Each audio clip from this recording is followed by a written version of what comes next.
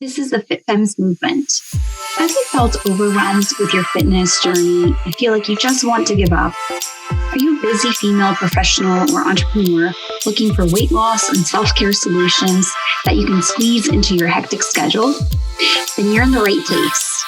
Let's get inspired to make fitness and healthy living improve rather than consume your life. Together, we'll take major strides towards a happier, healthier, even wealthier you. I'm Julia Hickman, your host and coach. Hi everyone, welcome to another episode of the Fit Femmes movement. Today I have Zenia Marruch with me. Zeina, I hope I'm pronouncing your last name correctly. That is correct, yeah, Zenia Marruch. Good. I tend to have like a thing where I'm pretty good at pronouncing people's names, but sometimes I'm off, so just wanted to double check.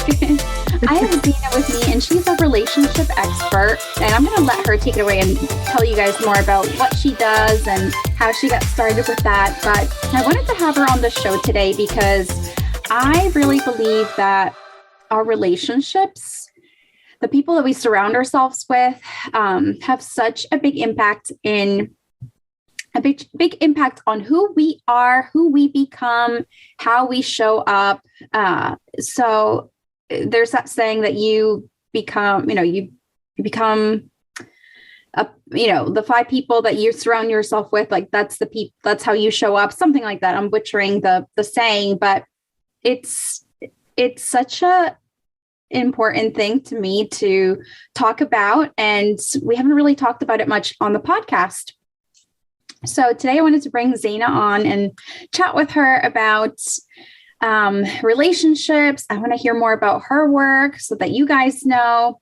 And yeah, we're going to get into a few things that I want to get her brain on. So Zeina, tell us a little bit more about you, exactly what you do, how you got started doing what you're doing, and all that good stuff, please. Yeah. Well, first off, thank you so much for having me. I'm excited to be here. I'm Zeina Marruch, love and relationship coach, and I work with women to help them create lasting, healthy, thriving relationships. A relationship. I work in the monogamous sense, relationships. And so, my background is I'm Lebanese. My name means beautiful in Arabic. And I feel like that hasn't always been my story because I spent my entire, upbringing just desiring to be loved. And because I was desiring to be loved, of course, I wasn't attracting it into my life. So I never felt chosen. I never really felt accepted. And I just never really felt loved. And that was the one thing that I wanted more than anything else in the world. So as, I became a teenager, early 20s, I found myself in really bad toxic relationships. And I just couldn't figure out what was wrong with me because that's my impression, is that there's something wrong with me and everyone else has something that I don't have. So what ended up happening is one of my best friend, his grandmother raised him. She passed away. And the night before her funeral, he was practicing his the speech that he was going to give for his grandmother. And he made the comment that my grandmother taught me this, my grandmother taught me that, and my grandmother taught me to love myself. And when he said that, I realized, oh my goodness, that's the one thing that I've been searching for. Now, in my early 20s, I also traveled a lot overseas and I lived overseas. And I always told people I'm searching for something. I don't know what it is, but when I find it, I will know. And I really believed that. And so when my best friend had made that comment, it was that aha moment that, oh my gosh, I didn't know that I was supposed to love myself. I thought the guy was supposed to do that. And I've been chasing after it all this time. So I immediately found myself a coach and I started to work with her and just really developed all of those skills that I had never really been taught, like communicating effectively, speaking up for myself, choosing myself, how to identify red flags, because red flags weren't even red flags to me, right? They were normal. So I didn't even know how to identify that something was wrong when I found myself in a chaotic situation.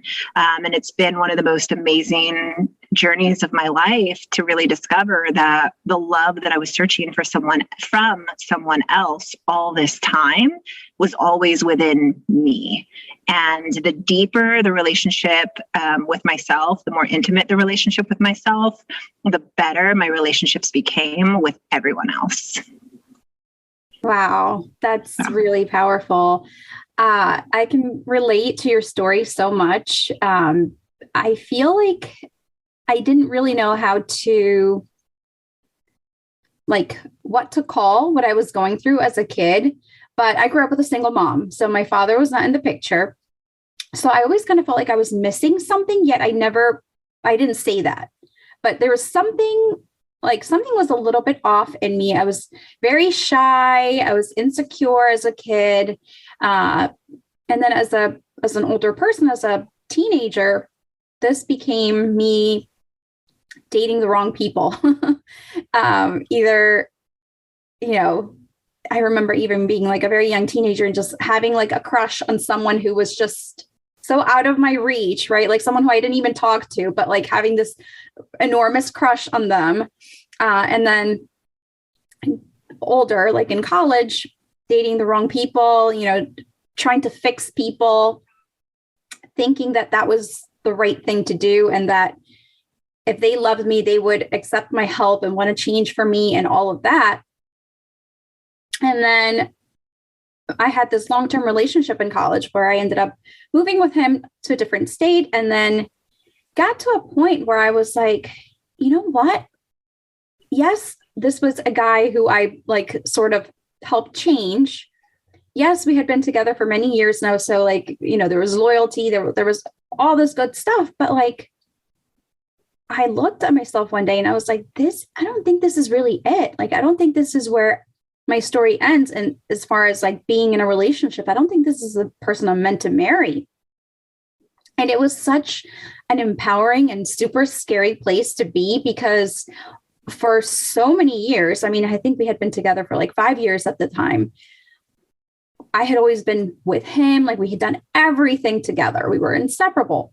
And then all of a sudden, for me to be in a different state and being like, I want to break up with this person, it was like, I don't even know how to describe it. It was just like, I feel like something sort of possessed me. I had this like awakening. I think that's what it was. It was like an awakening where I was like, all right, like I have to end it here. Of course, there's a backstory. There's more to that, because I had met somebody else who I was like, I think this is a better match. And this person that ended up not being a better match by any means. But it just kind of taught me that like so many times we want to fix people. We think that is going to complete us. We think that we need something outside of ourselves, right? To like feel whole. And that's where I really started learning about self-development work. I started reading stuff like stuff from Wayne Dyer and other people like him, and dove deep into that type of work. And I think that was sort of the start. And then from there, it was like, okay, now I was back on the dating scene, and I was trying to date, and again, not finding any good matches. And at this point, I'm like in my mid 20s, 25, 26. And some of my friends are getting engaged. And I'm like, oh, here I am, lonely little me, like no one's ever going to want to marry me. And like now looking back, I'm like, oh my God, you were 25, you were 26, like relax. No. But at that moment, I was feeling like, what is wrong with me? Why does nobody want to be in a serious relationship with me? People just want to like date me for a little bit. And then like, what am I missing? And I think, I know now a lot of it has to do with like the parent wounds that I had. But again, it was like, I thought that my worth was in being in a relationship, being with someone else. And it was, again, like going back to doing self-development work and really having that aha moment where like, no, it's not about trying to find someone to love me. It's, I need to love myself better before I can find the right person. Like, I need to really focus on me. So that's kind of my story, Zeina. So I feel like there's a little bit of similarity there. And I would love to kind of talk with you about how you see with the women that you work with. And you can tell us a little bit about like what kind of women you help and what you help them, like what kind of transformation you help them get. But I think that it's important to work through that mind drama that we go through after a breakup, because I feel like sometimes what happens is we carry the baggage from one breakup to the next one to the next one. And if we don't like resolve it, then, I mean, it could even follow us into our marriage, right? So yeah, what do you have to say about that? And like, what ways have you helped women, maybe in terms of like breakups and dealing with all that kind of stuff? Oh, that is such a good question, because it's so true. You know, like when you look back to a breakup, it makes you feel a certain way. And in order to justify how you feel, you create that story.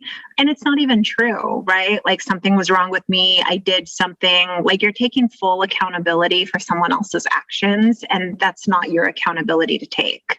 There was nothing wrong with you. You didn't do anything wrong. The person just wasn't the right person. And of course, that's kind of a nuanced topic. There's a lot of things that go on in relationships, but for the most part, it really comes down to you two are incompatible. But you create a story about not being enough. And then you get into another relationship and you're leading from, I like to call that heartbreak wound, right? The way that you see the world, you're seeing it through a lens of I'm not good enough, or I need to prove myself. I need to fix this person because the level to which I can fix this person or get him to change or get him to commit to me is a metric for me to measure my worthiness, how lovable I am. And so it's so important to break down those stories and really kind of discover what the truth is. So I ended up being in a relationship for about 2.5 years. And I really commend you for getting out of your relationship that you're talking about for 5 years, because it's really hard. And when I was trying to get out of the relationship, I was too afraid to break up with him. And because of that, I had so much resentment for him, but really it was for myself. And I see so many women who are coming to me and they just got out of these bad relationships. And even though it was bad, they're still hanging on to him. And it really comes down to this belief of, can I find someone better? I don't want to be alone. Everyone else around me is married. Like my value is by being in a relationship, being a mother, having children, all these things that we've been conditioned to believe about ourselves. And so when I got out of that relationship, what happened was he ended up dumping me and he got married 20 days later. And it was like the most, it was like out of a movie, but it was my real life. And he ended up like stealing over $100,000 from her. Like it was so crazy. It was really crazy. And it was really, even though I didn't go through that, I still got broken up. And then all of that happened. And then I got contacted, because then she tried to annul the marriage. It was so wild. It was so chaotic. So I'm going through all of this heartbroken, thinking something was wrong with me because I didn't have all those answers right at the time, that I didn't know that this is what was going on between them. So I'm thinking, what did this girl have that I didn't have? And what I came down to, what I worked with my coach is I went through a 5-step process, which I call now my heart method. So one is honoring yourself, which really just comes down to feeling how you feel and not making yourself wrong for it. Because for the longest time, I felt like, well, he's married, he's moved on. I shouldn't be sad. Why should I be sad? He's the one that did that to me. Like, if he's not sad, like, it just doesn't make sense that I should be sad. And so I was constantly fighting with myself. So when I finally surrendered and I just made it about myself and I stopped looking to his social media as permission to not be sad or to be sad, if that makes sense, because I was still social media stalking him at that time and his wife. I finally just gave myself that permission.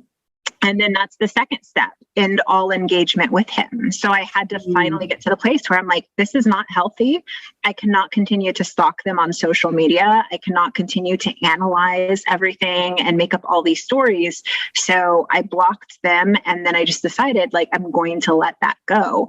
And that step is really hard for a lot of women because we already know that, right? You Google online how to get over someone, they're going to tell you to block the person.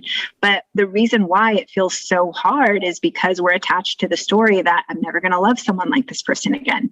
I'm never going to receive love from this person again. Like, there's just so many things that we're looking at the world through that scarcity mindset, which is not true. We're just emotionally connected, and those emotions are creating that story. So ending all engagement with that person and really breaking down those stories. The third step is assess and accept responsibility for the role that you played. So this doesn't mean taking accountability for the other person's actions, but just asking yourself, how did you show up? Because what I believe to be so true is that it takes two to tango, and the relationship worked the way that it worked because of the role that both of you played. So if you're complaining to your friends that he's such a jerk, he might be, but you're showing up and you're consenting to his behavior by remaining in that relationship, by trying to change him, by convincing yourself it's okay, he's just stressed, whatever it is. Like, the relationship is working because of those two energies. But when you go into a relationship and you're just not even going to tolerate it, the relationship can't exist because it doesn't have your energy. You've cut it off and you've walked away. So again, not taking blame, but just really asking yourself, how are you helping this relationship thrive in toxicity? Or how are you helping a relationship thrive in healthiness, in flourishing?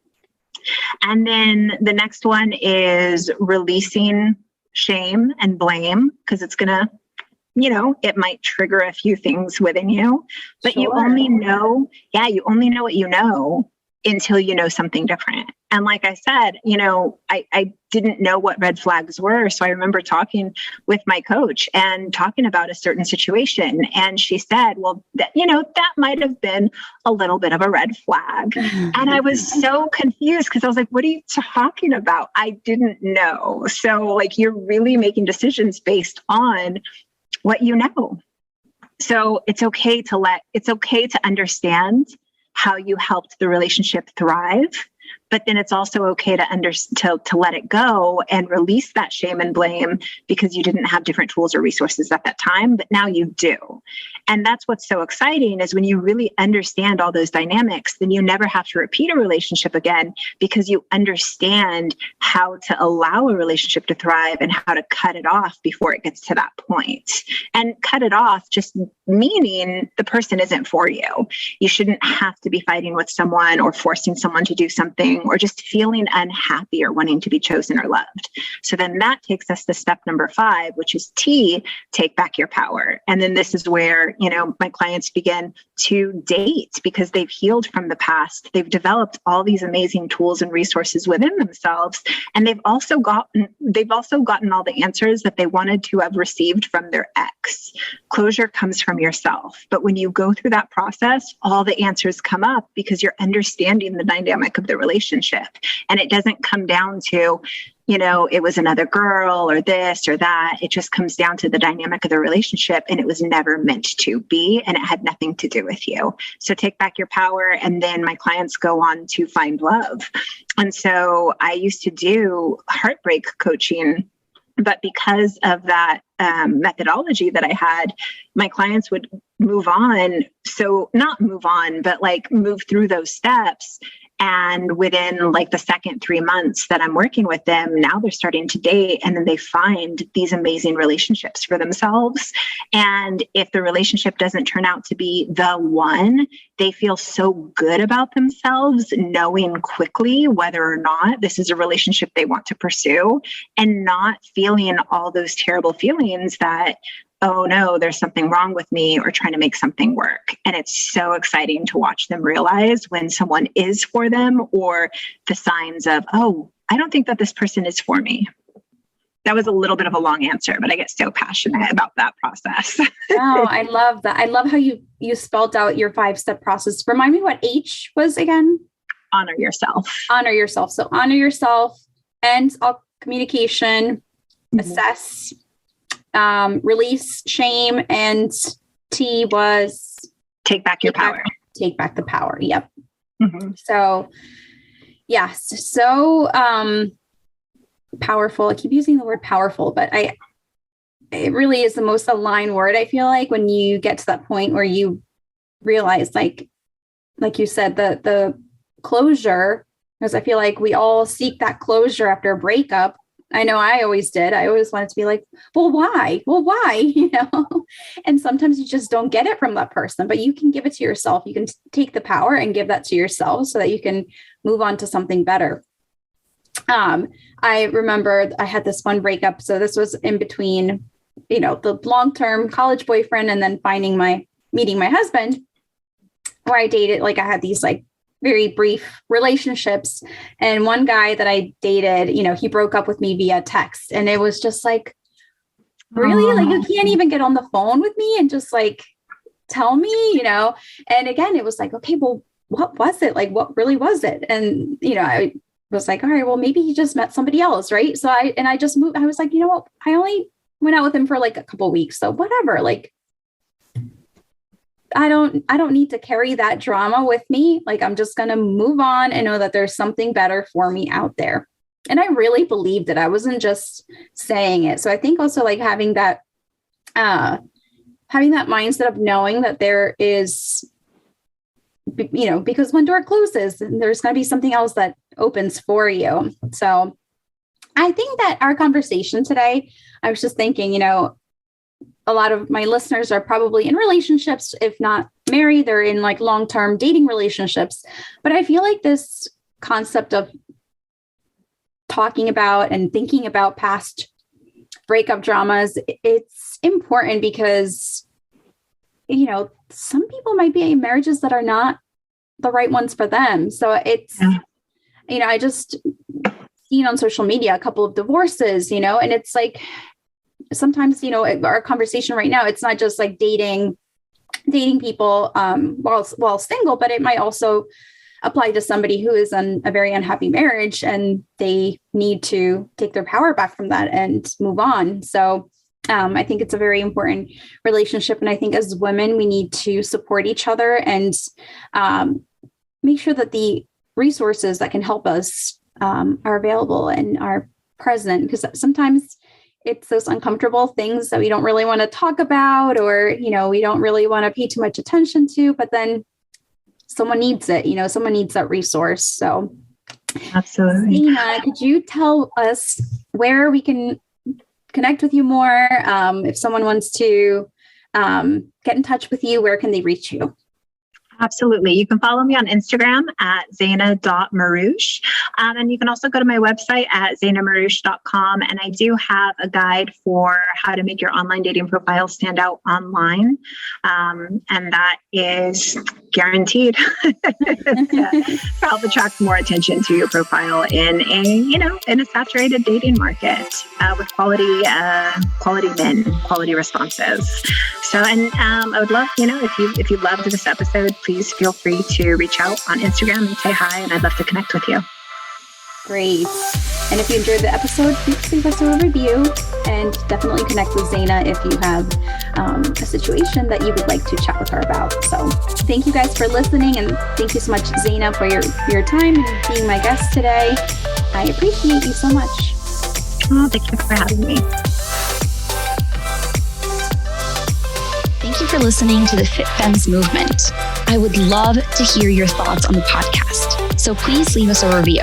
And sharing is caring. If you know someone who may benefit from this episode, please share it with them. We need more women up-leveling to their highest selves with grace, courage, and ease. If you'd like to connect with me more and have access to free live trainings and join a community of hundreds of other amazing women, then join my free Facebook group, the Fit Femmes Tribe.